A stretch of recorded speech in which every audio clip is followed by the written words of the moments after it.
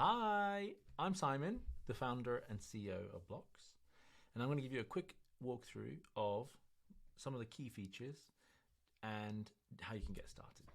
So I'm in Blox, I've opened up a model, and the first thing I want to do is show you what you would do if you are a business leader or an end user and you've been sent Blox.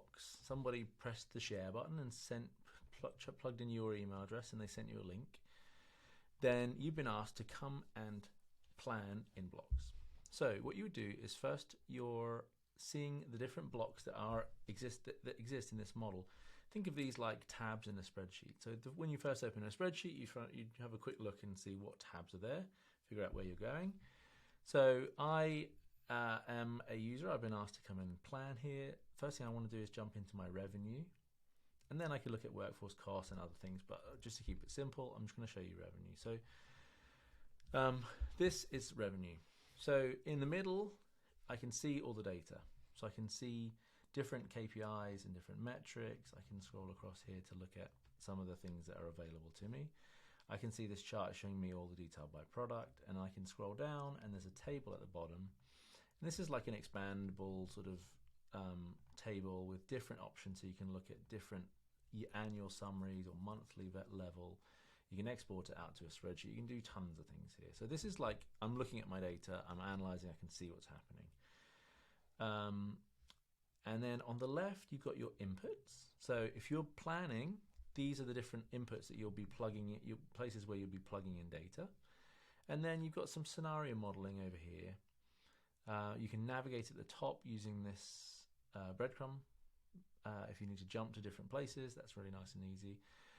And then you've got some filters up the top here, so you can look at specific years, you can look at different the data in different ways. So depending on your data and how it's been set up, you'd see different things here. So here I can see a summary by product category. So this could be really useful if I really think in terms of product category a lot. Or maybe I'm responsible for one of those product categories. I can just select just one of them and then look at that. So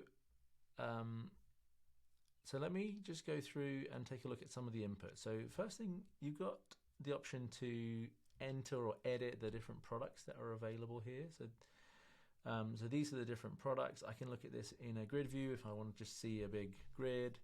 And here I could go through and add or remove or edit any of these different products with properties.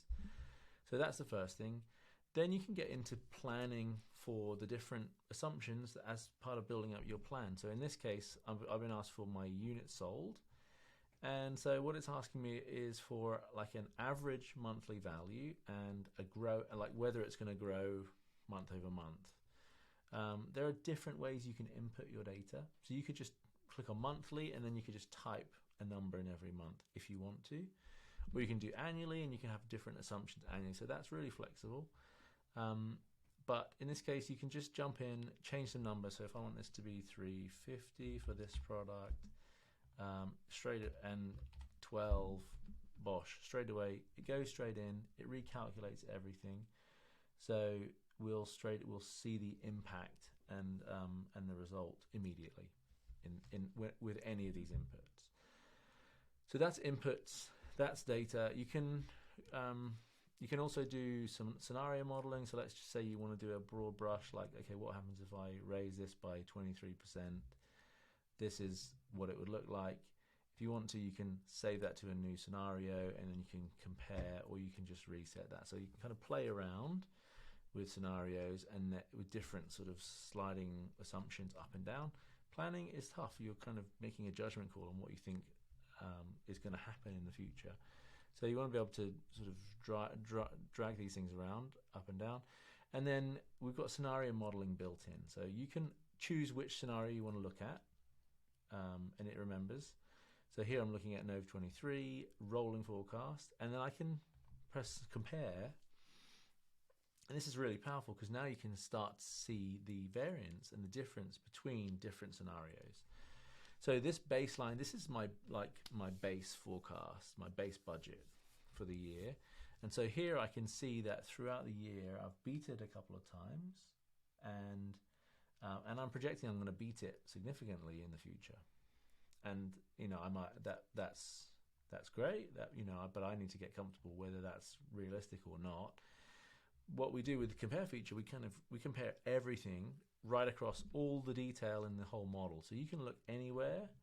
If you were just looking at the income statement, and then you could drill down to any of these detailed blocks to see what's different. So it's really powerful. If you want to see how this block is built, we have a thing called builder mode over here. If you have a read-only user, you probably won't be able to change anything. You'll be able to see what's going on. And so I can look at builder mode right here. I can look at what we call properties view, which is I can see the build up of, or the structure of the block, everything on one page. So I can see all the formulas, all the formats, all the roll-up types, so basically how we're adding up data. So you can see it all on one page. So here's my formulas. I can see for revenue, it's unit sold times price. For cost of goods, it's unit sold times product cost. And you can, if you've got permissions, you can edit these formulas. Just click on the line, edit the formula, change the format, anything you want. Let's say that we want to add a new indicator for gross profit percentage. It's nice and straightforward. Bosh, I'm done. Let's make it a calculation. Let's say that this is going to be a percentage, and then I can do my formula. So gross profit divided by revenue. Press enter, and there's my formula. Beautiful.